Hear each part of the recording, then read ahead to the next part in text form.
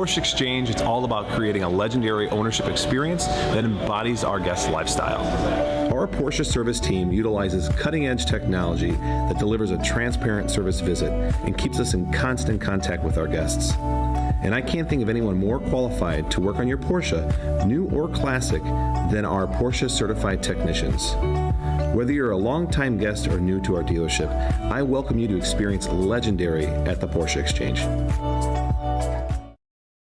If you're a Porsche owner looking for reliable, convenient service without leaving the comfort of your home or office, look no further and take advantage of the Exchange at Home complimentary pickup and drop-off service exclusively at the Porsche Exchange in Highland Park.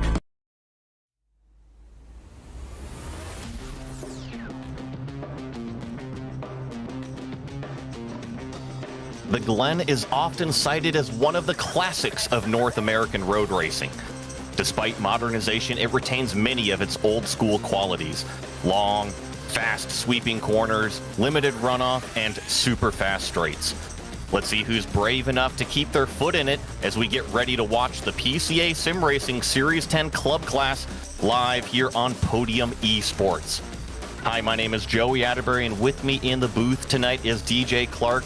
Cameron Aubernon is on social media, and Ryan Bauer is producing while using cameras provided by Dougie Beard.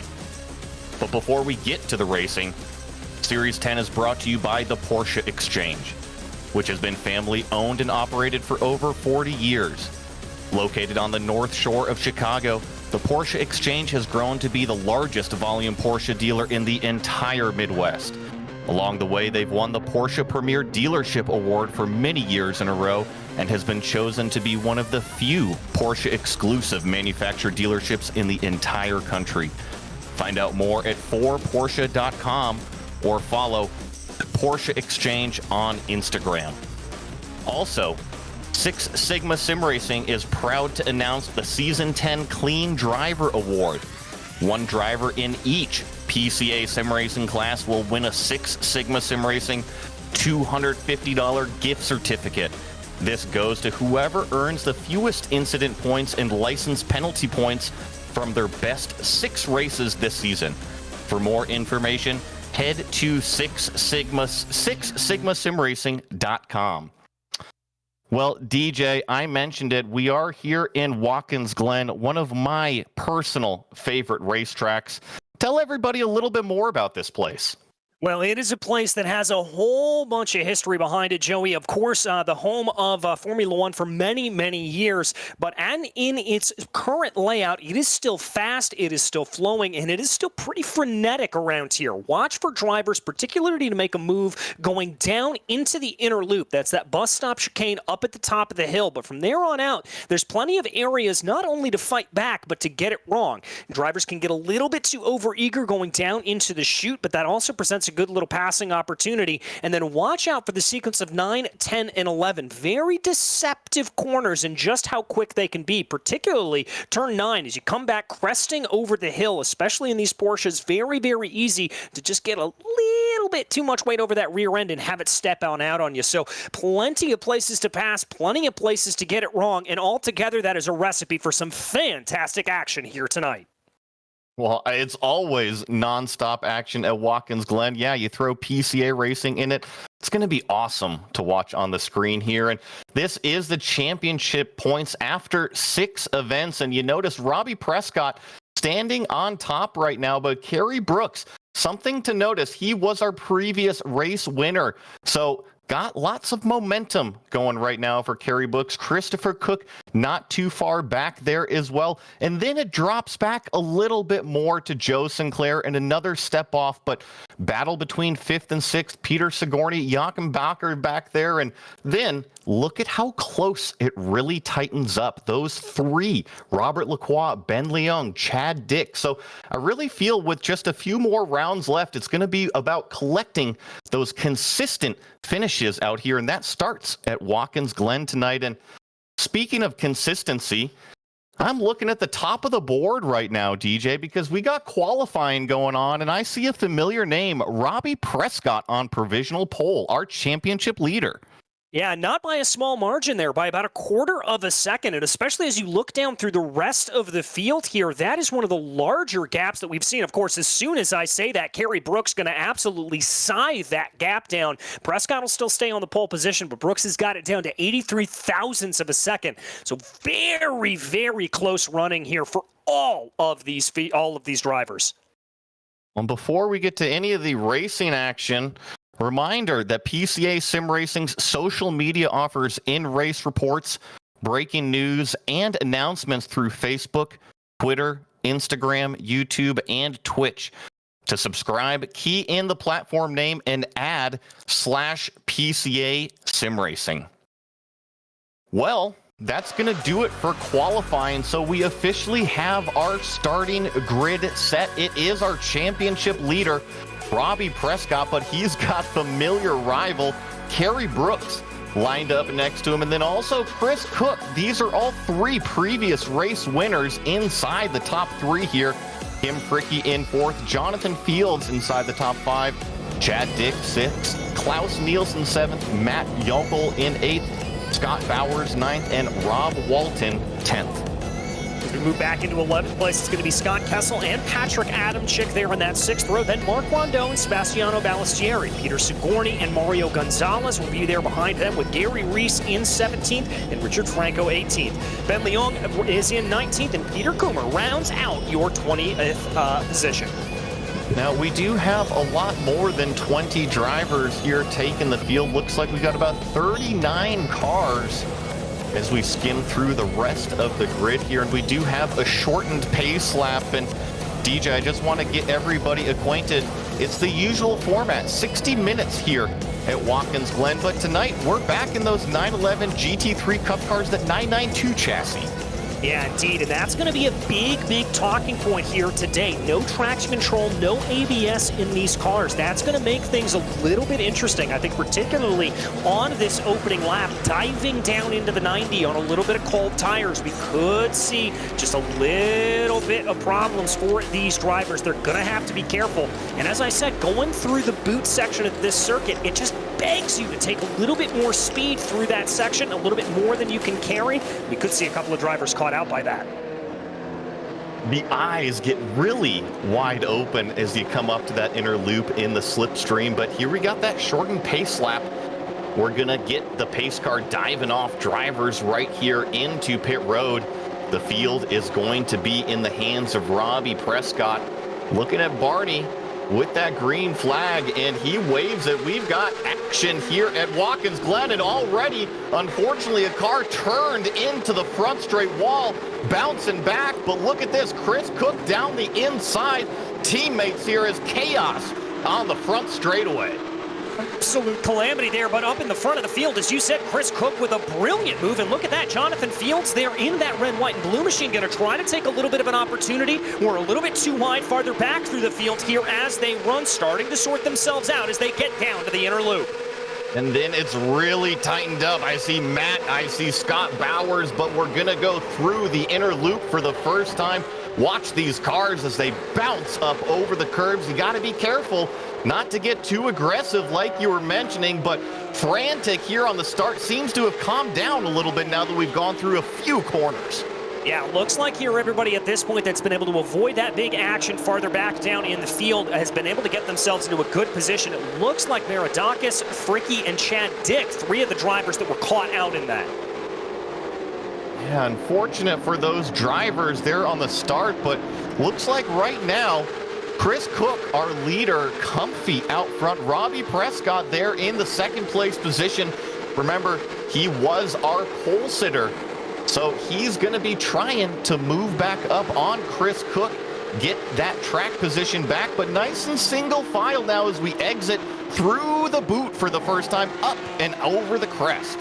Yeah, up and over the crest here, and watch out for some overtakes coming down into the heel of the boot there. Now, after the reprofiling of this circuit and the subsequent rescan on iRacing, you're able to take the cars a lot farther out wide through that corner, and that's really made that more of a primo overtaking opportunity. Nobody diving for it here early on, but I think as this race goes along, we'll be seeing drivers making a move there. Oh, definitely, and here's a move right now. P13 a little bit further back in the field, going down into turn one. This is Jeremy making a move on Gary Rice. And then check out the over-under. I believe this is Lyle Edey going for 3 on that pass. Oh, that is great heads up there from Lyle, just recognizing the opportunity, sending it down to the inside. Now he's got to watch back for a little bit of a fight back here from Jeremy Mozzariello, as there could be a little bit of a toe building up here down into the inner loop. It doesn't look like he's got it, so that's move done. Meanwhile, there you can see the effect of that toe from Sebastiano Ballestieri really pulling on in. Yeah, Sebastiano kind of the caboose in this 5-car train right now, trying to get up there and put his nose in this fight. But I tell you what, it's really kind of the top 15. There's not much of a gap anywhere in this field. And even further back, it doesn't matter if you're back here 25th, 26th place. It is a battle on the racetrack. We're going to jump up here. This is Scott Kessel riding on board with, I mentioned it's kind of a train right now. Well, this top 8, Scott Kessel is definitely the caboose in the first 8 cars. Yeah, he is, and he's got about a 1-second gap between himself and Robert Walton, so that's going to give him a little bit of room to play with, I think. He'll be able to be a little bit more aggressive than he normally would here at this point, but he's going to get it wrong coming up over turn 9. DJ, you mentioned these cars don't have ABS. When you come up over the crest, the car gets very light right there. Scott Kessel just looked like he went in a little bit too deep, but thankfully he locked it down, avoid the spin, but yeah, damage is done. Track position lost. Yeah, track position lost. The last thing he wants to have happen is we ride on board with Marc Rondeau here, trying to make a little bit of a move on Robert Walton. He's going to have a look down to the inside of the 90. Let's see if he's going to get this to play. No, he's not. All right, interesting there. He chose to back off a little bit, and I think he did it a little bit too late there, Joey, as that's going to open up the door for that 222 of Peter Sigourney to have a little bit of an attack here coming up through the S's. I agree. It's all kind of the ebb and flow, especially with this slipstream, though. And look at just trying to get the clean air, but not only the clean air, but he's trying to time that run down into the inner loop to give him the best passing opportunity. But I tell you what, these two battling side by side, it's no longer Peter Sigourney that's lined up behind him. I mean, I'm counting 5, 6, 7 cars, and oh no, I believe Gary Rice with a problem in the inner loop. Oh, Gary just getting things wrong there, and that can be coming from what you talked about a little bit earlier, Joey, just taking a little bit too much of the curbs through there and really upsetting the car as you try to apply the throttle coming on out there. So an unfortunate run there for him, but we jump back on board with the 04 of Klaus Nielsen here as he tries to close down on Matthew Yokel and Kerry Brooks in front of him. Whew. I feel like I can't even catch my breath out here. It's only been 5 minutes of this 60-minute race, and the action has really been nonstop at Watkins Glen. But to give everybody a picture of what's going on, our leader, Chris Cook, leads Robbie Prescott, Jonathan Fields in 3rd, Kerry Brooks 4th, Matthew Jockel here in 5th, Klaus Nielsen 6th, and Scott Bowers 7th position. Then you got that finally Robert Walton back here, Klaus Nielsen as well. But primarily, Chris Cook has been leading the way. I've noticed Robbie Prescott, the last couple laps, has been closing it in ever so slightly. And like you mentioned, without anybody really there to pressure him in the mirror, he can focus purely forward. Yeah, he really, really can here, and I think the biggest thing that Robbie's going to try to do, if I were in his shoes, is try to back up that run through the 90. We really didn't see him do it too much here, but if you're able to kind of back that up a little bit, think about it almost like you're running on an oval and try to time that run here going down into the inner loop to absolute perfection, and that could really help him springboard ahead. But we've got a battle here a little bit farther behind as Rondeau's going to take a look on Walton. Yeah, Rondeau down to the inside of the inner loop. Let's see as Rondeau gets through. Looks like Walton locks up and too wide behind him. That's Scott Kessel, Peter Sigourney kind of jockeying for the track position. See who settles out where. Also throwing Lyle Edey into that mix. But I definitely feel like it's Robert Walton up here in the number 7. He kind of is the cork in the bottle. Yeah, he really and truly is, and I think you can see that just by the gap here that Marc Rondeau has been able to grow over Walton. It's up to 1.5 seconds in just a few corners here. That really, really shows me not only that Walton's got some good speed to move forward, or that Rondeau's got some good speed to move forward, but Walton is definitely a little bit of a roadblock for these drivers.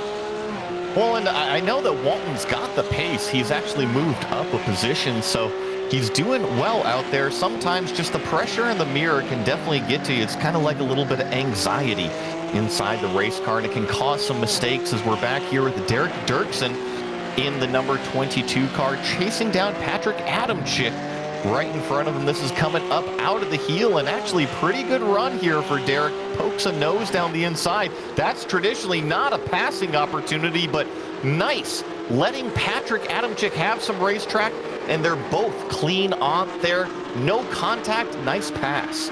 That's some very impressive stuff there from Dirksen. As you said, that's not really all that much of a braking zone. It's kind of a brush brake. You just need to tap the brakes to get the car rotated down into the corner.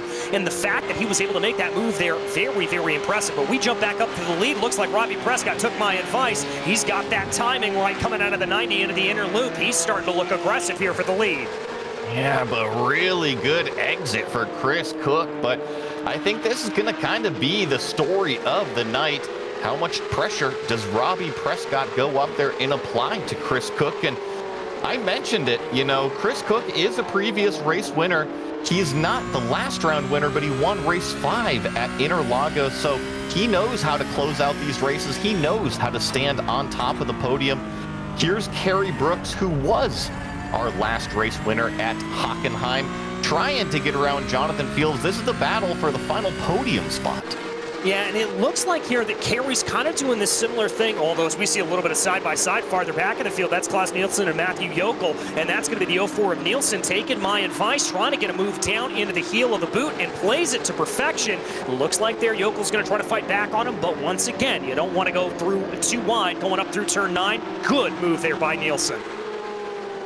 I think Watkins Glen is very much a momentum racetrack, and you're right, you got to make moves in the right point, because if you don't, you're just going to kind of get over, under, right back. Sometimes you have to plan your moves strategically. It might not be in the best passing opportunity for you, but that's where you need to do it. Sometimes it's through the inner loop, sometimes it's going down into turn 1 if you've got the top end, but with these fixed setups, I really feel like it's pulling the draft down the straightaway and popping it down into the inner loop as we ride on board with P15 here. Sebastiano Bellistrieri making a move down into the 90 that's known as turn 1. Yeah, that's a good heads up there from Bellistrieri, trying to be able to get that to play. Oh, a little bit of too wide here coming up through the S's. That's always a little bit difficult, giving each other just enough racing room. You love to see that. That's actually Kim Fricke there. That is a car that is a lap down. And so I think Sebastiano may not be particularly happy with the way that Fricke was putting up a fight there. No, but sometimes you just kind of have to deal with everybody on the racetrack, and unfortunately, kind of getting into the middle of the race. But look at how much these two leaders have grown this gap, up to 2.5 seconds over P3 right now. And what I've noticed that Robbie Prescott is applying the pressure, but he's not necessarily showing his nose too much. It's more like he's just going up there and getting as close as he can to our leader. Well, I think what he's doing here at this point, Joey, is twofold. Number one, he recognizes that Chris Cook has got some outright pace, and he's able to just kind of hold on to the coattails here and pull themselves away. If we look at the gap back to Jonathan Fields, it's almost 3 seconds. So there's really no need at this point for Prescott to get that battle to engage. The other thing he's probably going to be able to do is, because of the long straightaways around here, he's going to be able to save a little bit of fuel, save a little bit of tires, not drive nearly aggressively, and set himself up for later on in this race. Well, you took the words right out of my mouth, DJ. Something we haven't really talked about yet is these cars are on a limited fuel capacity, so we're going to see a pit stop tonight. And yeah, you're right. If Robbie Prescott is maybe saving his stuff, if he's saving a little bit of fuel, that means he's going to be able to have a shorter fill time and leapfrog our leader in the pits potentially. We'll just have to see how that all plays out. This is Chris Sherburne, actually out here from the Pacific Northwest, up by me, back here in 32nd spot, trying to hunt down Matt Owens right in front of him. Yeah, and there's a little bit of a train starting to develop here, and that's not altogether unsurprising for any of these drivers seeing that play out. The draft keeping everybody really close together. So we watch the 991 here. This Abhijit Barua trying to work on Kevin Haman, seeing if he can get anything to play. But as I was saying, this draft, it just keeps these drivers in touch with one another and really builds these sort of draft trains that you see coming down through the field.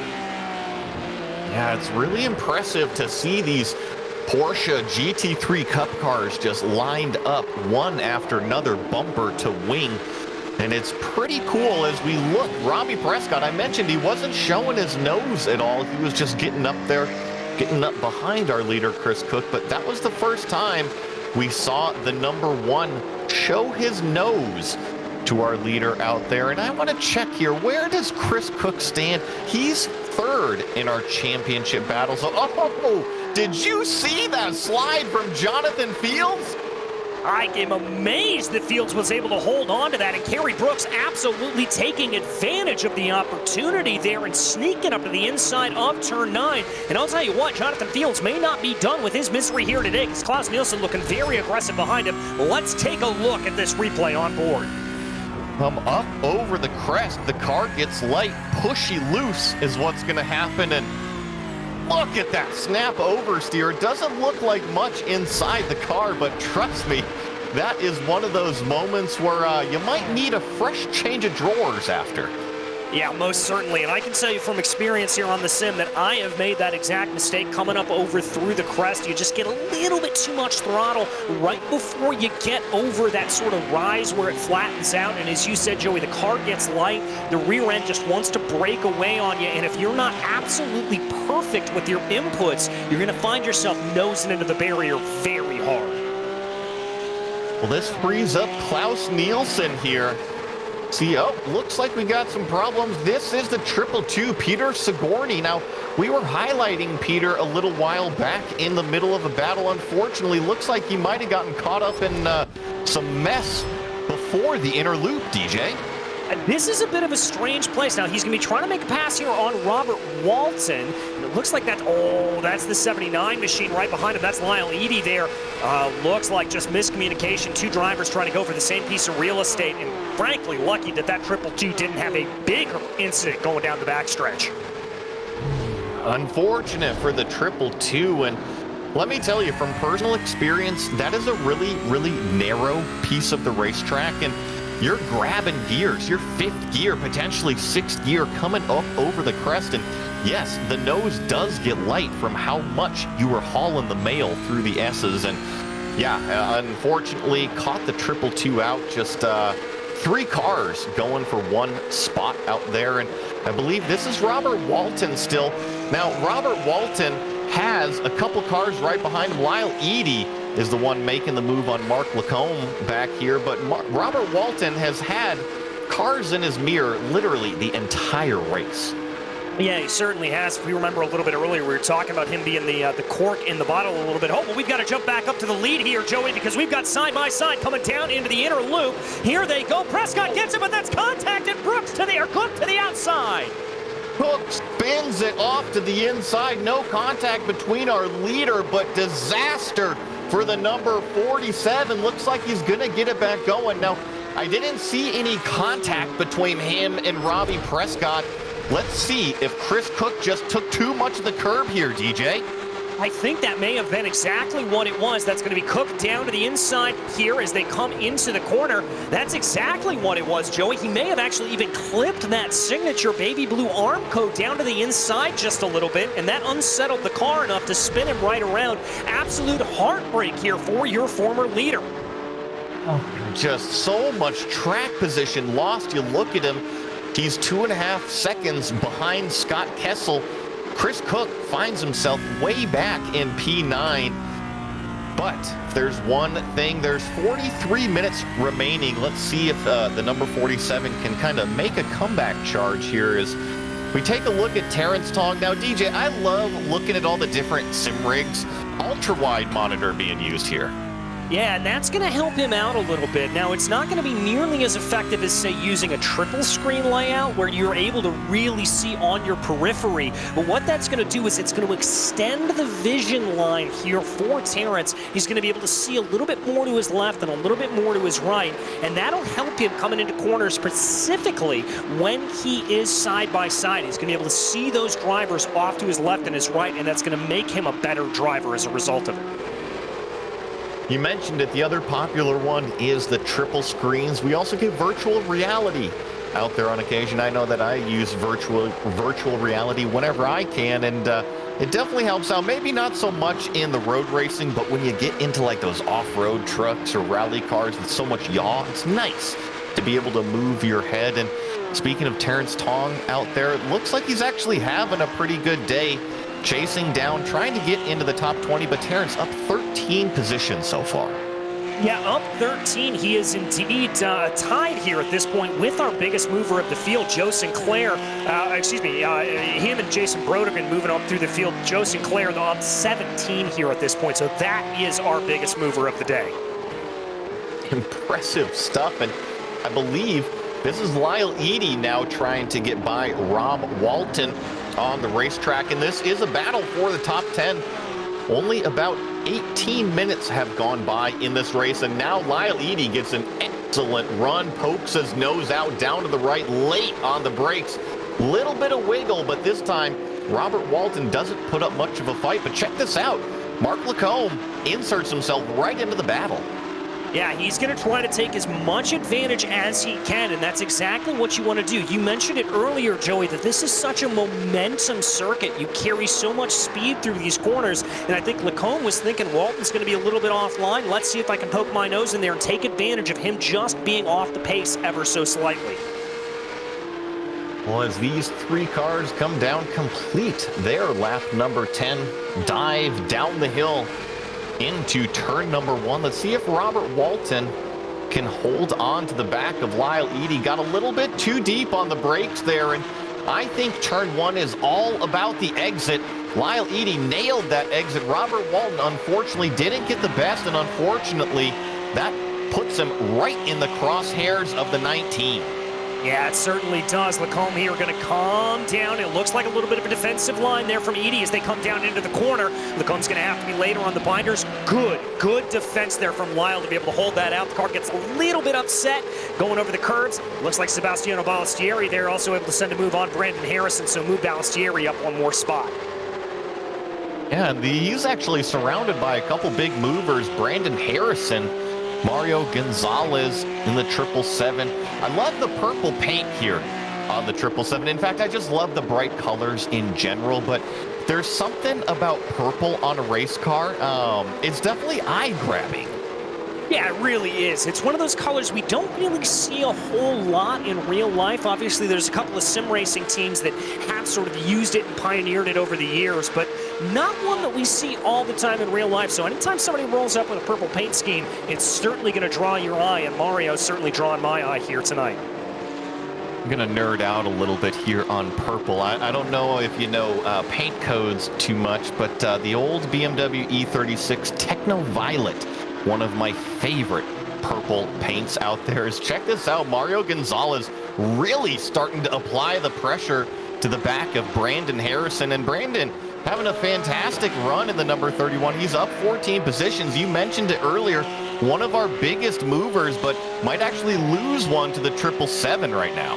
Yeah, he's going to go defensive here, trying to cover off that line into the 90. Now, that's going to be short-term gain, long-term loss. He's going to move back over to the traditional racing line by the time they dive into the corner. That's good driving there from Brandon, just trying to break the draft a little bit down the main straightaway and then be able to carry momentum through the 90. But it looks like Mario may have gotten a better run here, and I would not be surprised if we see that purple 777 making a move. And here he is right in that tow, in that slipstream, trying to maximize the draft effect behind Brandon Harrison. Not close enough to make a move this time. Just got to jump your way through the inner loop. And actually looks like Harrison had a little bit of trouble there. Jumped those curbs a little bit too much. We've seen that bite Chris Cook, our previous leader in laps past. You got to be careful. Don't get too greedy on those curves. No, you got to be very, very careful about it, and they're not as aggressive as they used to be. Once again, the rescan here for Watkins Glen coming in about a year and a half ago, if I remember correctly. But at this point, you still got to be very, very careful of it. As we check back here on your former leader, Chris Cook, just able to send a move on Mark Rondeau not too long ago. So he's going to bring himself back around and try to gain as many positions back as he can, despite that off that we saw him have. I'm looking at the lap times here. It's going to be a tough road ahead for Chris Cook. He is one of the faster cars on the racetrack. However, when you get to that pointy end of the field, well, so is everybody else. And the time delta difference is not too much between Chris Cook and the rest of the field. As we jump back here, Mario Gonzalez continues to try to hound the back of Brandon Harrison as we dive down one more time into turn one. This shot really gives you an idea how deep you go downhill here. Yeah, big time. A lot of great elevation change here on this Watkins Glen circuit, as it looks like there the 31 machine of Brandon Harrison didn't get the best run coming out of the 90, may have actually ground over those curves a little bit too much. And the only bad thing here for Gonzalez is that I think he caught him a little bit too quickly coming up through the S's. He may have had to lift a little bit going through that section of the track. Now he's going to poke his way to the outside. Let's see how they fan out. Oh, and Gonzalez not able to get it done. He went to the outside of the racetrack, but you saw he just had to check up way too much when Brandon Harrison went way deep on the brakes going into the inner loop, and gonna have to gather it back up, come back with a new charge and a new plan out there. As we jump back a little bit further, I believe Terrence Tong is in the middle of this battle as he dives down to the inside of Derek Dirksen, trying to steal away another position, maybe a little bit of door banging. Maybe a little bit of door banging there, as it looks like Dirksen's going to try to fight him back, but he's going to back out of it by the time they get into the corner. And Joey, I'm going to tell you, that is one of my favorite places to overtake on this circuit. Downhill once again. You've got to be a little bit earlier on the binders, but if you know how to roll that brake a little bit more, you can really get the car to play well, and that's a good move there by Terrence Tong. Well, DJ, I've got a personal relationship with that corner. I've been in the outside barrier. I've had my teammate roll over me while I'm in the outside barrier stuck out there. So, yeah, I know all about that corner. And, yes, it is all about rolling speed down the hill and kind of wagging the tail, just holding the tail way out there as you hold the yaw angle. But trust me, loose is fast around this racetrack. Is right on board here, Joe Sinclair, but actually right in front of him, Terrence Tong gets a really poor exit. That allows Derek Dirksen to take a look down the inside. All right, here he goes down into the 90. Dirksen's going to be on that preferred line, but he locks up the brakes. They're a prime example, as we've said before. No ABS in these cars, and he's not only going to lose that position out to Terrence Tong, but he's also going to lose it out to Joe Sinclair. That was a great example of what happens when you just get in too deep. You squeeze the pedal a little bit too hard. You ask too much of the tires. It locks up and screams at you. It says, no, I am not going to do that. Unfortunately for Derek Dirksen, he went off the racetrack, but keeps it together. Only track position lost. And I tell you what, Robbie Prescott, our leader, he has been on cruise control. Ever since he got around Chris Cook, he's been in clean air. He's had nobody in the mirrors. He's pulled out over 4 seconds now in front of Kerry Brooks. I'm looking. He's also the only car to go into the 1 minute 47 second lap time bracket. Yeah, that's impressive there from Prescott. And once again, like we talked about a little bit earlier when we saw that battle with Cook, now that Robbie's running in clean air, he doesn't have to look behind him. He's not having to check anything, so he's really able to focus in on just hitting those apex and running as fast and as smooth as possible around this circuit, and it's showing here in his lap times as he is absolutely blitzing this field. Check out this train right here. Starts with the number 25, Jeremy Mazzariello, Mark Lacombe, Sebastiano Bellestrieri, Brandon Harrison, and Mario Gonzalez, as Mario Gonzalez makes a move finally on Brandon Harrison down into turn one. Looks like he will complete that move. The 777 has been hounding Brandon Harrison, finally gets the position. Finally gets it done, but Brandon may have a little bit of a rebuttal here as they come up through the S's, as he brings some speed here in that number 31 machine. And indeed, Mario certainly thinks, though, trying to defend off to the left or to the right-hand side of the track. It's all going to come to naught, though. Good heads up there from Mario Gonzalez to be able to get that to play. He's going to be sitting pretty here at this point. Jumping up here, Scott Kessel making a move around Matthew Yokel. Oh, look at the drive that he got around the outside. You mentioned this section of the racetrack just a corner later from one of your favorites is one of my favorites because you really drive the car so hard into that compression and up through the hill. Yeah, very much so. The toe of the boot, an absolutely fantastic corner. I mean, let's be honest here, Joey. When we talk about Watkins Glen, all of these corners are absolutely fantastic. There is a reason why this is one of the most beloved racing circuits in all of the U.S. It's just a fantastic circuit to drive. Every corner an absolute delight. It really is, and I think that here in iRacing, it's kind of a little mild, but trust me, in person, I mean, you are hauling the mail around this place. You really don't get respect for it unless you get to go out there and drive even a golf cart around this place. You get to realize how steep it is down into turn one, how narrow it is up through the S's, how big those curbs are that you're jumping through the inner loop at 150 miles an hour as the 777 continues to work his way up through the field. This time, Balestrieri, and look at this. Sebastiano way outside, going to open the door for Brandon Harrison as well. Yeah, he just got scared off the line there, I think. He saw Mario diving down to the inside, did the courteous thing, and gave him space. But I think in so doing, he just got his braking zone wrong a little bit, and that was enough to send him out and around, and that is going to allow for the 31 of Harrison to be able to come back in and keep this fight going on between himself and Gonzalez. Well, I tell you what, the 777 of Mario Gonzalez, it seems like he has been on his way forward. Same with Chris Cook. Chris was in that mistake in the inner loop earlier with Robbie Prescott, but he is clawing his way out. Right now, he's looking ahead at Scott Bowers as well as Matthew Yokel, so he could actually get two right here. Yeah, and he's going to be praying here at this point for a little bit of a battle to start up between Yokel and Bowers. He wants Bowers to close down that about six tenths of a second gap up ahead of him. And speaking of a nice little battle here, we jump back on board with Mark Lacombe as he tries to work his way on by Jeremy Mazzariello. Trying to kind of put his car in an advantageous track position. You see he gets the better run coming up out of the boot there and into this high-speed left-hander. These two corners not really known to make a pass, but if he can set a run up out of the final turn here, going down into turn one, that is a great passing area. As we see, Mark actually gets a pretty good run here on Jeremy. Let's see if he pokes his nose down to the inside. He certainly does, but doesn't dive down into the brakes. A little bit of a fake-out move, and don't blame him because actually check out the exit that he gets. Fantastic run. Yeah, really good run there. I'm a little bit surprised by that as here comes Chris Cook being aggressive again with that curbing on the outside, trying to make that move on Bowers. Ooh, around the outside, that was some pretty stuff for your former leader.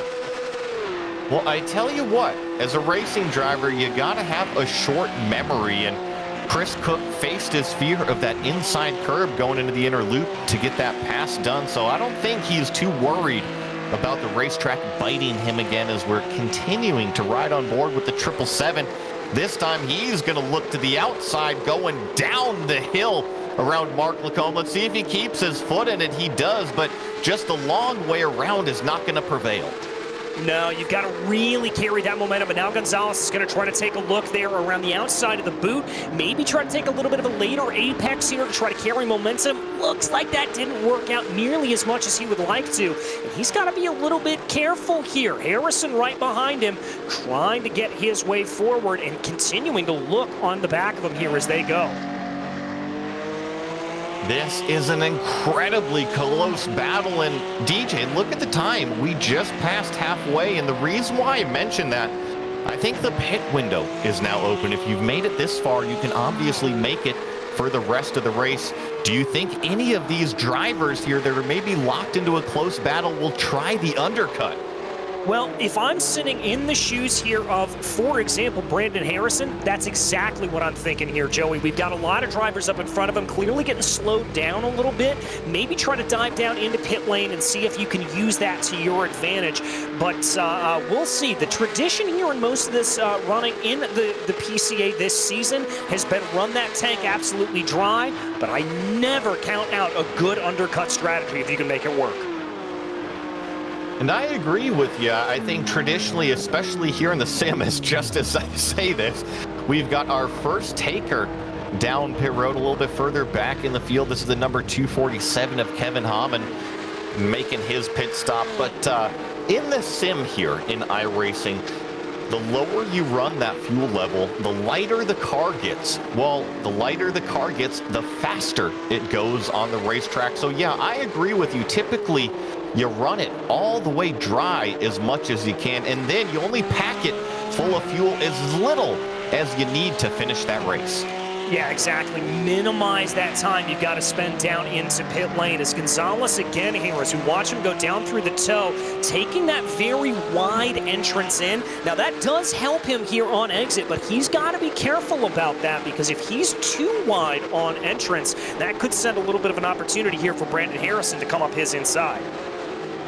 What I've really noticed about Mario Gonzalez, just with all of the overtakes that he's made, he's been pretty patient with how he's made his way through the field, and he always capitalizes on the exit, which is where you secure those passes. You got to get the drive off of the corner to get up alongside your competitor, and then it provides you the opportunity to potentially make that move. And the 777, here we go with another fantastic run. Everybody gets turned. Contact on the front straightaway. And that's going to be him and Harrison facing the wrong way there. I think it was Harrison that made contact with him, and both of them having a very, very rough end to what was a fantastic battle out on this circuit. Oh, you see Brandon Harrison here still stopped on the front straightaway. We're going to catch a replay. DJ, this is all Brandon Harrison. I think he poked his nose in here. Yeah, I think he saw the run there laying up from Gonzalez. You saw a little bit of a twitch. He tried to thread the needle. That was the problem there. He tried to thread that needle in between the two cars, and we were commending Mario Gonzalez for his patience a little bit earlier. I think this was just a little over-exuberance here from Brandon Harrison. Oh, yeah, you see him try to squeeze his way through the middle, as you say, thread the needle, but unfortunately, Mario Gonzalez did not leave enough room there, and gosh, that was 4 cars all caught up in that one. They were all battling there for a top 10, unfortunately.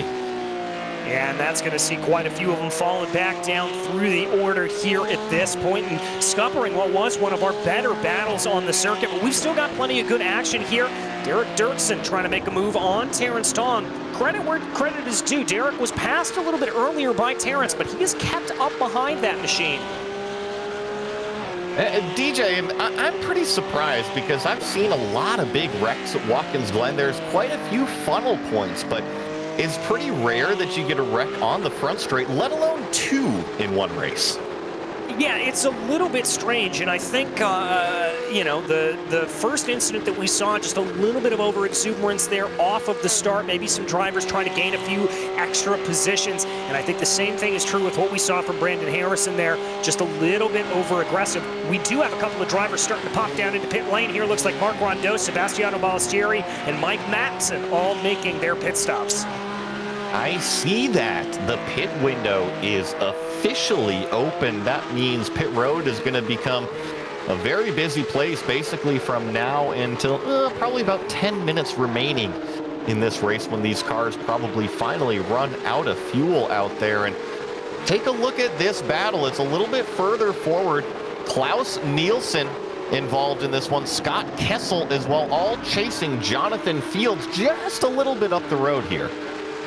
And they're not going to spend too much time battling here, Nielsen and Kessel, that is, because Fields is within touching distance right up ahead of them. So they want to try, if they can, to just hold on to the back there and see what can play. I would not be surprised if Kessel really backs off here, doesn't go full aggressive in trying to get by Klaus, but I've been wrong before. We'll have to see how he decides to play it. Well, I'm going to play devil's advocate over here. I think Kessel is on a mission as he goes way wide here. He's going to take the opportunity. I bet you he goes down pit road. Does he come down? No, he doesn't. He just had to save the car right there. But the reason why I mentioned Scott Kessel is going to continue to be aggressive, he's up 6 positions. So I don't think he's going to be waiting around for anybody. He's moving forward. That's a very, very good point. Scott knows he's got to absolutely go there, and I've got to give him credit on that. It looked like Klaus had a little bit of a bobble coming through turn 10, and that kind of checked him up a little bit. But, oh, here we go. This is going by Mark Lacombe, who's come down into pit lane. This is going to get a little bit hairy. 3 wide going into the inner loop. Who's going to break latest? Looks like Klaus Nielsen is going to hang on to that position. Scott Kessel certainly thought about it, but that's lap traffic, and not lap traffic due to pace, but it's just a pit stop cycle. These cars are cycling out at different areas around the racetrack. Yeah, they certainly are, and that's... Oh, Nielsen wide! We talked about that corner before, how tricky it is. It looks like he carried just a little bit too much speed in there. Lucky he didn't get onto the grass around the outside, but he was certainly off and into the marbles. Well, you gotta think all that pressure from Scott Kessel did not help the case for Klaus Nielsen out there, as you saw going down the hill just a little bit too deep on the brakes, but thankfully was able to gather it back up before he left the racetrack. Jump back here to P17, Gary Rice chasing down Aviat Barua in that number 991, but chassis 992 car. Exactly, just to throw us off there a little bit in terms of our numbering, but a good little battle here. It looks like Gary lost a little bit of time coming down through that section, but I just saw something interesting here. Robbie Prescott setting the fastest lap of the race, a 1:47.5. That driver, the number 1, is absolutely flying here at this point. You know who else is flying? Scott Kessel. That number 48, remember, he just got by Klaus Nielsen. Well, look at this. He's already only a half a second behind Jonathan Fields out there. So that number 48, he might have started outside of the top 10, but Scott Kessel on a mission tonight. Yeah, he is moving and shaking here at this point, getting that gap down under 0.5 of a second as some more drivers dive down into pit lane. Looks like Walton and Mazzariello. Yeah, look at this. He is starting to close in. He is starting to put pressure onto the back of Jonathan Fields, and this is crucial. This is for that final podium position. Who gets to spray champagne at the end of this one? About 20 minutes.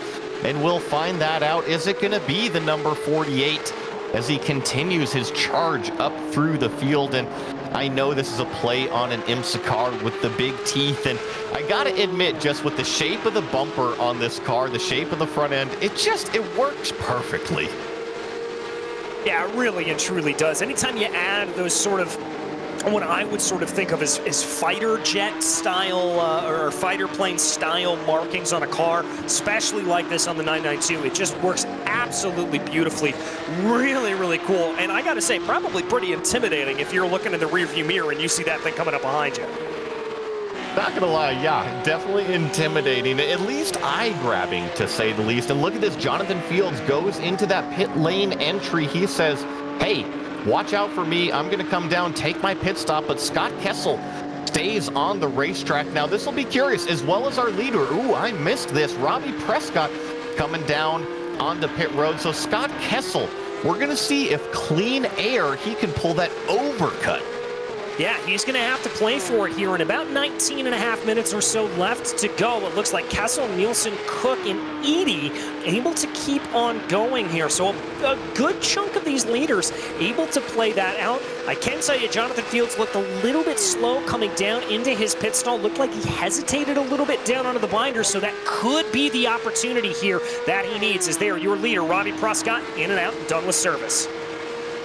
As he climbs back up the hill through the S's and down to the inner loop here, Robbie Prescott should be our leader once all the pit stop cycles come to an end. He had a 4+ second gap when he came in, and I'm looking at his pit stop time, only a 12.9 second stop time in the box, which frankly it matches up with the rest of the field, if not one of the fastest. So I don't expect any change up front unless Robbie has a problem on the racetrack. No, I don't think so either here at this point. It looks like a very, very good run for Prescott. He's just got to keep everything together and focus on not making any mistakes here through the end of this race. There you see Jonathan Fields out of pit lane and on the racetrack. And DJ, unfortunately, something I'm seeing, Brandon Harrison with a DNF. He was one of those that was locked in that battle. Remember, he was in that front straight wreck that we saw. Yeah, and that's going to be an unfortunate run, and I'm not altogether surprised there. That was a very, very tough coming together that we saw there with those drivers, and he certainly took a pretty big impact on that. Come back here to P13. This is Mark Rondeau. He is looking to the inside of Scott Bowers. Actually, a really good run out of the corner, and right in front of him as well. He might actually collect 2 cars as Mark Rondeau stays to the right side of the racetrack, goes by another car. I believe that was a lapped car that they were going by, but Mark Rondeau moving his way up the field, looking at Matthew Yokel in the number 14 right in front of him. Yeah, good runs there for him. We know Rondeau has got some pace here, and he's certainly looking at potentially a top 10, as it looks like the majority of the rest of the field here diving down into the pits. Want to give credit here to our 2 big fuel sippers up at the front of the field, Scott Kessel and Joe Sinclair. They're able to make it another lap around here, so that's a very, very impressive economy run. I'm noticing that as well, and I mean, I look at their lap time. P3, Joe Sinclair here at 149.7. That might be losing a little bit of time, but our leader, Scott Kessel, at 148.2. He is turning some of his fastest laps of the race. So not only is he able to save fuel a little bit earlier on, but I tell you what, he's got that thing uncorked right now. Yeah, he really does. And you know, Joey, that may have been a situation where he was able to save that fuel early on in the stint, and once he got released into clean air, absolutely start pushing away here at this point and just start making some good moves. Now here he comes. Here comes the 48. This is our leader, Scott Kessel. He is going to trundle down pit lane here, and let me tell you, it is so important. Do not overshoot your box, especially with these cars that don't have ABS. You've done all the hard work on the racetrack. Don't make such a silly mistake and throw it all away right here. Stay on board with Robbie Prescott as he comes down the front straightaway. He is going to go by Scott Kessel. No problem right here. Yeah, none at all. Going to work his way by a little bit of lap traffic there. I think that's Chad Dick. And remember, Chad was involved in that opening incident, so good for Chad, just continuing on here at this point. Kessel, though, looks like he's going to come out. And Joey, I think we've got a little bit of news here, as it looks like Jonathan Fields may have disconnected from the server. I'm not sure what happened there to him, but he is out, and that's going to put Kessel. Kessel's out in P2. Look at this. Yeah, an overcut with a missing player out there. Scott Kessel capitalizing on other losses, and the number 48 finds himself in a dominant second place position, 5.5 seconds up the road from Klaus Nielsen in third. Yeah, very impressive stuff here, and Klaus has got a little bit of pressure from behind him. Chris Cook, your former leader here in this race, that's him in that teal machine coming up from behind. He currently sits in P4, so he's probably going to put some pressure here to the back of Klaus, and that's going to be music to the eyes here of Scott Kessel, because that's going to allow him to slip a little further off into the distance. Well, I tell you what, I mean, for Chris Cook, this couldn't have played out any better. Well, other than the mistake earlier, right, that set him so far back on the racetrack. But he has climbed himself out of the hole. He's got Klaus Nielsen right in front of him, and he's got 14 minutes to work on him to stand on that podium and really salvage a decent points day. Yeah, I mean, this is an impressive run here from Chris Cook, and we talked about his standing in the championship to try to move his way up forward a little bit. This is exactly the kind of drive that he needs to have in order to make that happen. Well, and Kerry Brooks as well in this battle. Remember, Kerry started on the front row here, so I think plenty of speed between Kerry and Chris. I tell you what, if I was Klaus Nielsen in that black and purple number 04, I might be sweating a little bit looking in that rear view mirror as we go down into turn 1. Chris Cook really late on the brakes, starting to close that gap. Yeah, really starting to put some good pressure here from behind. He is absolutely looking electric here, and I think he's going to have a little bit of a move going down into the inner loop. Chris Cook almost on the bumper, gives a shove to Klaus Nielsen, and that opens the door for Kerry Brooks. But I don't think anything's going to happen into the inner loop this time. They all calm down, take a breath, and say, okay, all right, wasn't going to happen that time. But I got to say, that was a very good defensive move from Klaus. Kind of took Chris Cook by surprise. Yeah, certainly did. He was not expecting that to necessarily come to play here. And now that we've got this three-car train starting to develop, Kerry Brooks is going to be the one who is going to be sitting in the catbird seat trying to see what he's able to get out of any of this to play. He wants to see this battle take place in front of him. He wants to try to pick up any pieces of what may happen. Absolutely. If Chris Cook is going to open the door, I think Kerry Brooks is going to say, yeah, I'll stick my foot in there and try to overtake Klaus Nielsen as well. But on the other side of things, Kerry Brooks has got to be careful, because if these two get into any sort of skirmish on the racetrack, he's got to have quick hands and fast eyes to be able to avoid any sort of accident, as it looks like Gary Rice continues to be locked in a battle. I believe that's Barua right in front of him, and Sherburne. Look at this, Chris Sherburne up 19 to find himself in this battle. That's really impressive there for Sherburne. We ride on board with Patrick Adamczyk here, who is down 8, unfortunately, on the day. He hasn't had the best running here, but at the same time, he's just trying to gain anything that he can. But yeah, Sherburne here in this 135 machine, really putting through some good paces here, really drawing some good runs. Up 19, as you said, he's actually not our biggest mover of the day, however. That's Joe Sinclair, Joey. Joe is up 28 spots.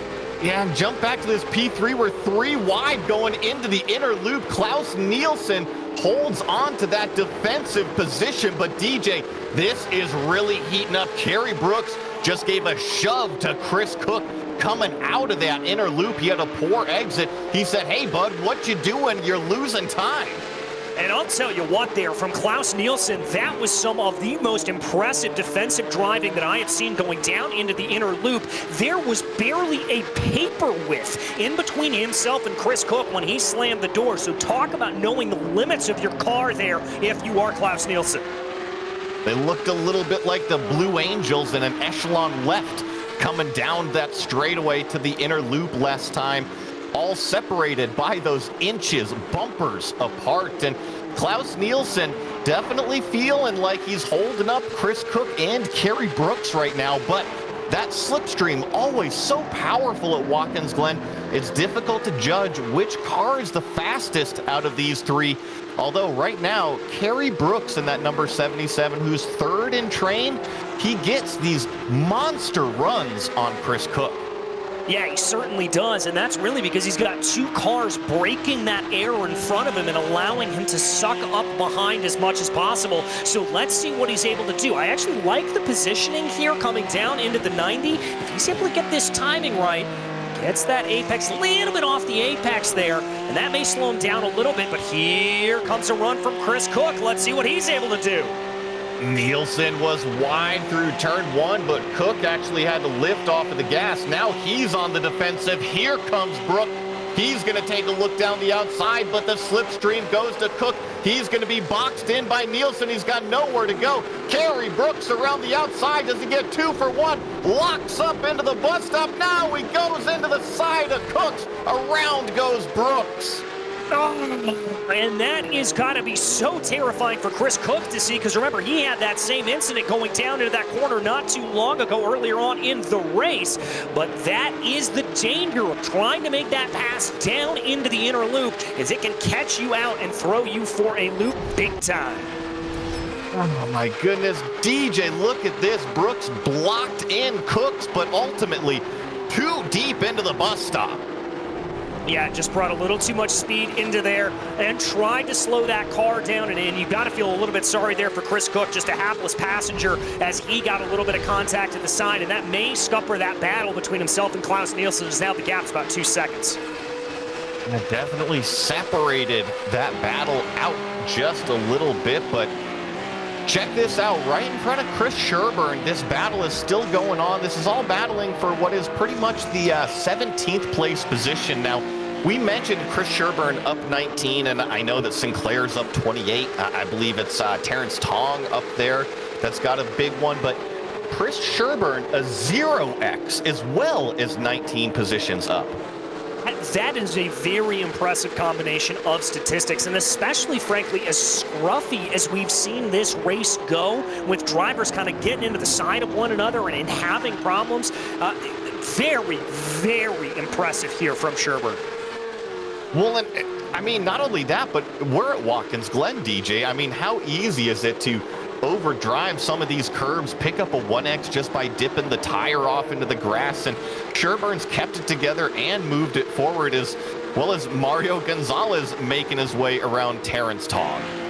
Yeah, he's going to get a move there. That was very, very gutsy for Mario coming up and over turn 9. That's one of those sort of no-no areas where you don't want to go 2x2 if at all possible. But clearly, Mario just has the feeling of the car, and he's able to make it work. And look at the gap here. He's already developing over Terrence Tong. Well, I would say that things are starting to wind down and calm down a little bit, but I tell you what, you jump to a few of these battles on the racetrack, and it is heating up all over the place. Here you see Race really putting the pressure on the back of Barua. We're right on board looking out the back of this GT3 Cup car. Yeah, Barua here going to try to take a little bit of a look. He's going to try to bring that speed around the outside, and it looks like he's going to try to bring Brett Holm, or excuse me, that's going to be a couple of drivers there along with him, and that's a good move. He's able to get by Sherburne here at this point. Sherburne going to have to just sit back and watch. Well, and Chris is being very patient, and you're right. He's kind of got to sit back and watch. Oh, look at this. Looks like Barua is still trying to get that run down, as well as Rice making their way too wide down through the inner loop, and no position change. No, not at all. And that's a little bit of a deceptive corner, as we've talked about. It's banked through there, so you can carry some good speed through that corner, but around the outside is a very tricky place to be. But I'll tell you what, this 991 of Avijit Barua, just about the widest car out on the circuit here at this point. Avijit is driving the wheels off of that thing to hold on to 17. It's amazing how we're all in the same car, but his car is 3 times as wide as his competitors out there, and doing an excellent job at defense. And it's definitely the closest battle on the racetrack, but something I wanted to notice here, because it's going to develop maybe here in the next half a lap. Chris Cook, he's fought his way back. He's climbed out of the hole twice now. He's trying to get on the podium again. He is doing everything in his power, and it just goes to show you what could have been for that number 47 machine. He is absolutely on fire, so much speed to carry, and he is already putting that pressure to the back of Klaus Nielsen. Oh, it gives him a little bit of a bumper there coming down through the heel. Gave him a shove, and you're right, like, I'm looking at timing and scoring. Chris Cook, the fastest car on the racetrack that last lap, a 148.0. Put that into perspective. Klaus Nielsen right in front of him, a full 1 second slower than Chris Cook. So right now, the 47, he sees that black and purple car as a roadblock. Yeah, he very, very much does, and he wants to try to get onto this. He wants to get that position. He wants to bring his way back up into podium contention. He wants to talk to us at the end of this race, and that's going to be Nielsen making a mistake going down into the 90. And I think he was able to get it stopped before he finally got to the tires, but Chris Cook through to that third place position. Here he is just making that lockup. You see him smoking that front right tire. Oh, he did get into the barriers. And he's going to catch that outside, and I've got to give credit there. Yes, that was a mistake from Klaus Nielsen, but that is all precipitated by Chris Cook. That relentless pressure from behind, absolutely keeping that pressure up, and just that little bit of a look down into the inside like that. I guarantee you, Nielsen looked in his rearview mirror when he jumped onto the braking zone, and that's what distracted him. 100%. I couldn't agree more with you. Well, this battle has certainly gone nowhere. The only difference is, unfortunately, Chris Sherburne now finds himself in 20th. That means Patrick Adamczyk was able to make that pass. And right now, Derek Dirksen also looking to get by Chris. But Gary Rice still trying to get by Barua, the largest and widest Cup car on the racetrack. Yeah, this is, I mean, I can't say enough here about this defense from Avijit. Just absolutely fantastic and not doing anything dirty here, not moving in reaction. You see him just holding down to the inside there, covering off that track, and that's going to be a mistake there from Gary Reese. Gary goes too deep in the bus stop, and he's going to have to give up all these positions. That's 1, 2, 3, 4 cars by Gary. Unfortunately, just a little bit of a mistake trying to get by Barua, and that defense that Barua has been putting up prevails once again. Yeah, very much so. Just planting that car right in the middle of the track and making everybody else work around him. That's exactly how you want to try to force a driver to get by you. And I think for Gary there, just got a little bit impatient and maybe just missed that braking zone just a little bit, and that was enough to send him off. Look at, I'm impressed. This is a train. It shows you it doesn't matter if you're battling for first, battling for 10th, or battling for 20th position here in this PCA sim racing. It is good racing all over the racetrack. So if you were thinking about coming out and joining and doing this, do it. Because look at this. I guarantee you every single one of these drivers is going to exit with a smile on their face. This is exactly what we want. Is we've got a little bit of side-by-side here. Adam Chick and Terrence Tong coming down the front straightaway. This is exactly what drivers want to do. They want to be side-by-side, as it looks like there. That's going to be Chris Sherburne trying to take a little bit of a move. Sherburne trying to get up a few more positions, and he quite does so. But look at this. The person we haven't talked about very much at all, our leader, Robbie Prescott, now taking the white flag. That means 1 lap to go for our leader. 1 lap to go here for your leader. He's just got to coax it around one more time as we check back in on this absolute melee coming down through the rest of the field. It is a melee, and you got to remember, these cars, they have not gotten the white flag yet. So Peter Kummer and company, they are going to be racing it out for another lap and a half on the racetrack. Peter trying to get by the 171 of Chip Witt. DJ, I'm trying to count the amount of cars here. I think it's, 7 cars involved in this? Yeah, I think that's about right. I mean, it's Avijit Barua, Patrick Adamczyk, Chris Sherburne, Derek Dirksen, Gary Reese, Chip Witt, Peter Kummer. It is absolutely insane as they work their way on through and a battle in absolutely every single part of this train. And 1 lap to go, sponsored by Credit One Bank out there. Robbie Prescott is climbing out of the heel of the boot here. I'm sorry. I guess, yes, that is there. And now we're going to go down the hill, down to one of the lowest points on the racetrack. And I tell you what, you might not have started on pole up there. Well, I'm sorry, that's a mistake. Yes, Robbie Prescott did start on pole. He hasn't won the last 2 races, but once he got into clean air, he has been on cruise control up front. No contenders for the #1 car. All he's got to do is go through one final turn here at Watkins Glen. He finds himself in the familiar spot on top of the podium. Robbie Prescott, your winner. An absolutely fantastic drive here from Robbie. I'm so looking forward to talking to him after this race. And this is the man that I am most impressed with here today, though, I have to say. Scott Kessel up 9 positions with some brilliant fuel strategy here at this point to bring himself up into P2. Yeah, and Chris Cook rounds out the podium here. What a battle for Chris Cook. He found himself way down in the order and track position, kept fighting on the racetrack, and look at this. This is far from over. We still are settling it out back here. Barua in defense.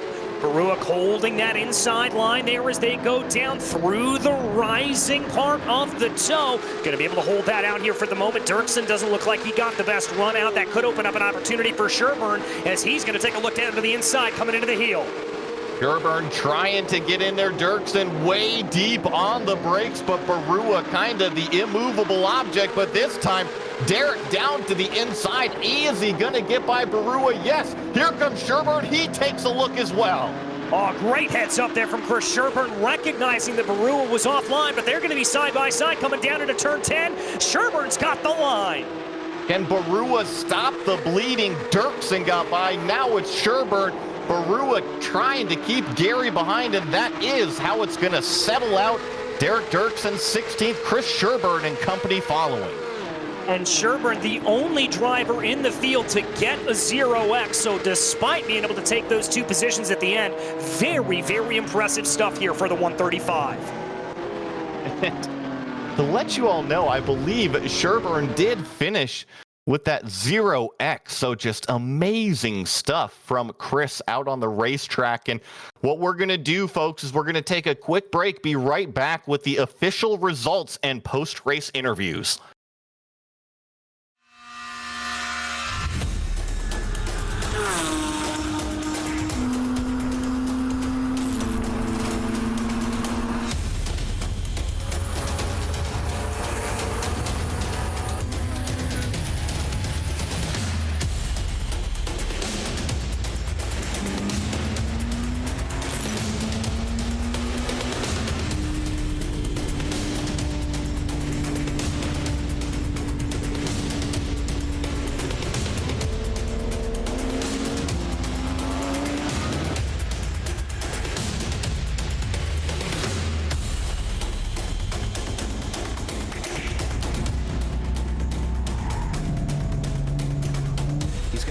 A little earlier if that's going to be the case. He's actually got a nose ahead as they come down into the braking zone. He's going to do it the hard way.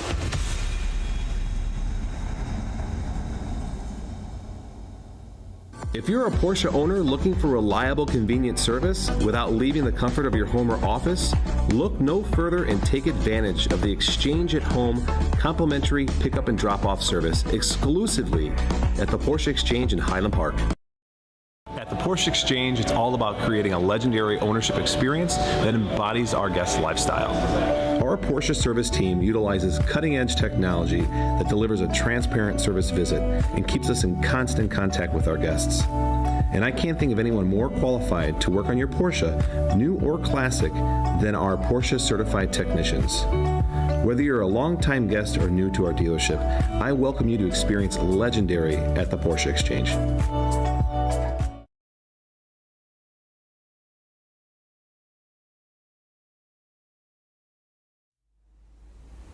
Well, he might have missed the top spot the last two rounds, but he climbs back up. It's Robbie Prescott, pole and your win today at Watkins Glen.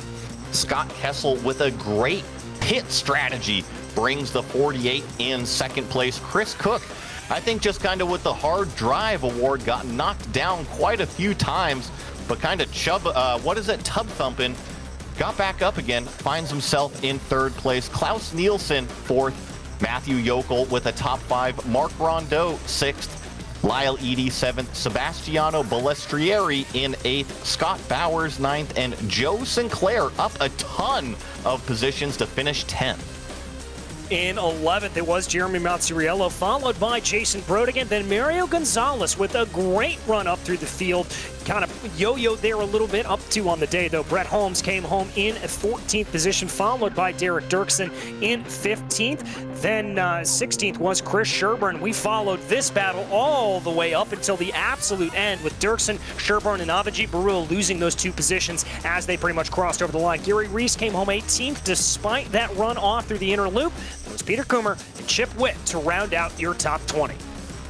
When we scroll through the rest of these names, it was the entire top 25 that was on the lead lap, and then you see the cars one lap down or DNFs out there. And just a couple notables real fast. Let's see here, up 22, Chris Sherburne, as well as the only 0X in the field. Up 21, Jason Brodigan, and then Joe Sinclair up 29 to get that top 10. So just a few names to note out there. And that's going to bring our leader, our winner Robbie Prescott in pole position as well as the win. It's been a while since you've stood on the top. How does it feel? Oh, we needed that.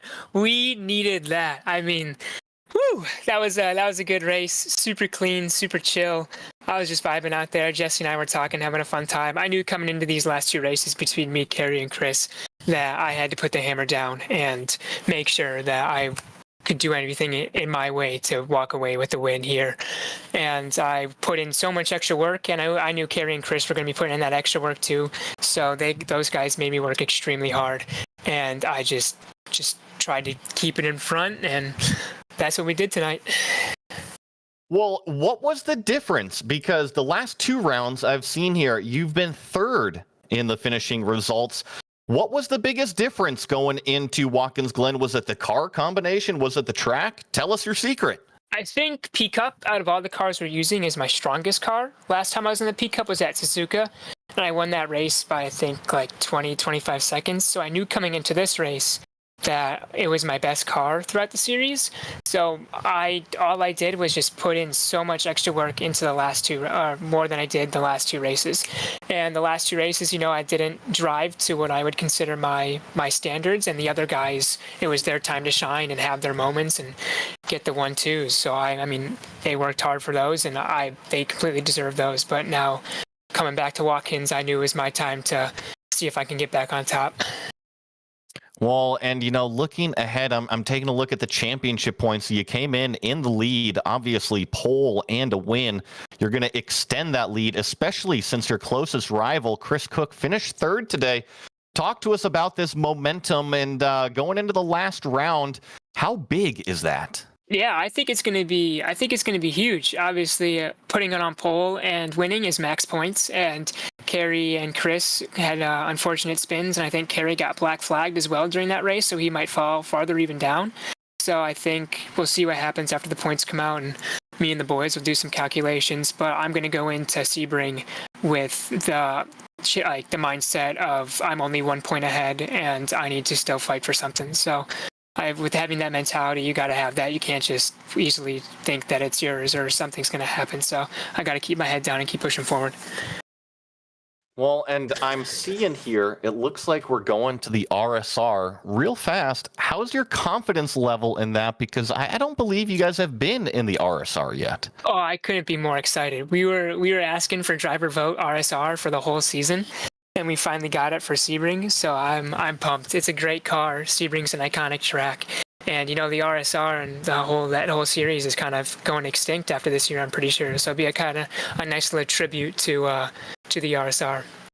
Well, Robbie Prescott getting it done one more time out here in this PCA sim racing. Anybody you want to thank? Oh, for sure. Can't forget him, Jesse Lyon, my man in the headset, telling me everything that's going on, keeping me calm and keeping me relaxed, and it may help me enjoy and put down some fast, consistent laps.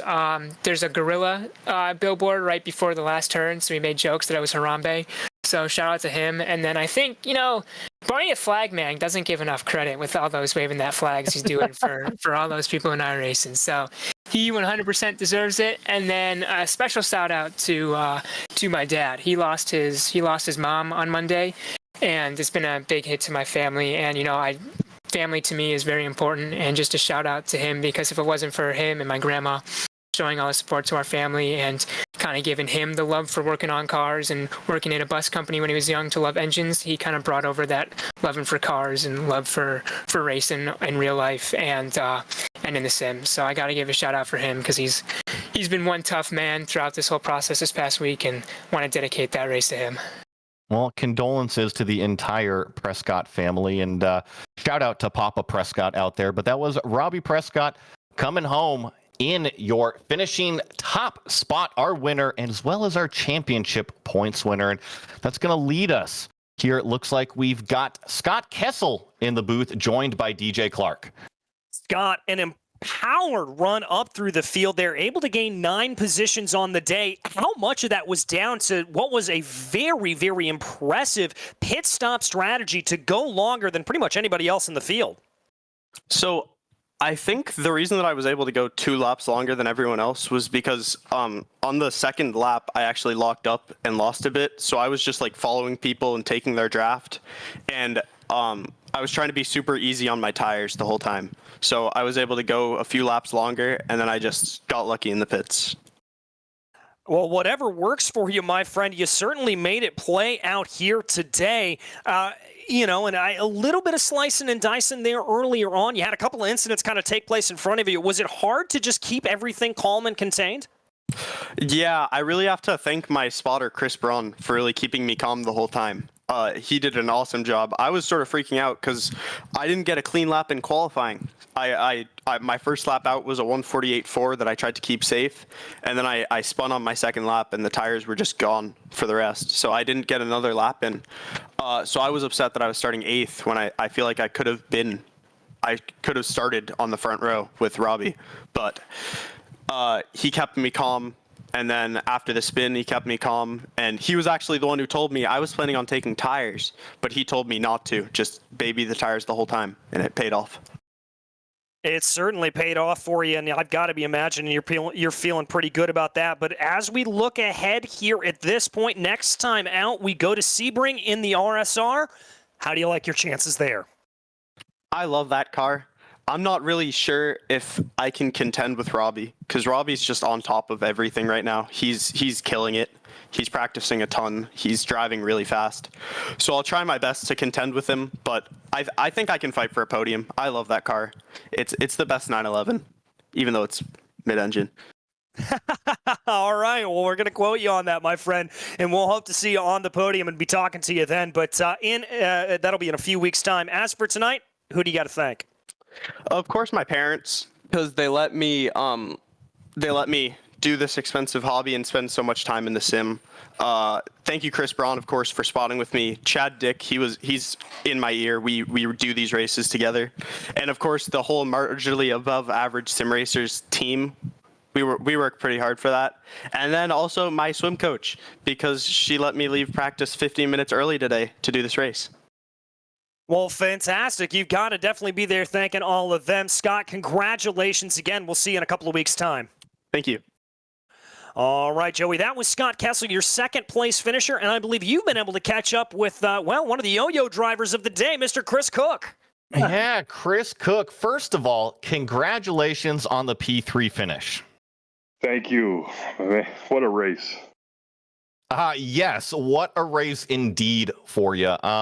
It seems like you got knocked out of contention not once, but twice out there. Talk to us about the hole you had to climb out of. Oh, the pit strategy is really what saved the day here, and I'm very thankful for all the hard work and effort, and especially to my spotter Ryan, who kept me calm and kept me in the game to make the comeback that I did. So. Well, and we saw pit stop strategy come into play actually with a few cars, but Chris, from what I saw, you just put your head down and were just turning some of the fastest laps on the racetrack. And I don't know if you know this, but when you were making your charge, you were just as fast as our leader out there. So don't put it all on pit stop strategy. I thought you had tremendous pace on the racetrack as well. Well, thank you for that. We put a lot of practice in, and I wanted more, but obviously what you're saying holds true, and I'm very thankful for that, and I'm super excited for the next one. Well, and I noticed that you didn't get on the podium that last round out, so it's got to feel good to spray some champagne here going into the last round at Sebring. How do you feel coming to grips with that RSR car? I've never driven the RS car, so it's going to be a wild card there. And of course, we all know the track. We know it. We love it. So I'm very excited to get started and learn that new automobile and put a new livery on it and get back out there and let's finish the season. Well, Chris, you better get practicing out there. You came in championship contention. Looks like you're going to leave in second place in the championship points. So we wish you all the best at Sebring. Is there anybody you want to thank? Oh, I got to thank you guys, Podium, the Porsche Exchange, Ryan Cowley, my spotter, and of course my wife, who's been putting up with me screaming down here in the basement all night. Well, that was Chris Cook, your final spot on the podium, P3 for that number 47 car. And DJ, I want to bring you in real fast. What did you think about tonight? The racing was nonstop. It was nonstop, up and down through this entire field. Absolutely incredible stuff to see here. And I think this is absolutely a credit to PCA putting this 992 Cup car together here at Watkins Glen. Absolutely fantastic call. And I think the next 3 races we have here on the channel going to be just as electric. Well, you mentioned those next races. Join us back here tomorrow night, June 8th at 9:25 p.m. Eastern for the Pro Class. We'd like to thank our sponsors for Series 10, the Porsche Exchange, and Six Sigma Sim Racing. A big thank you to the steering committee at PCA Sim Racing, and a huge thanks to our team tonight, DJ, Ryan, Cameron, and Dougie. Also, none of this is possible without those behind the scenes at Podium Esports, Ryan Bauer, Gary Sexton, and John Theodore. Thank you so much for watching tonight's broadcast of PCA Sim Racing. I'm Joey Atterbury, and I'll see you on the track.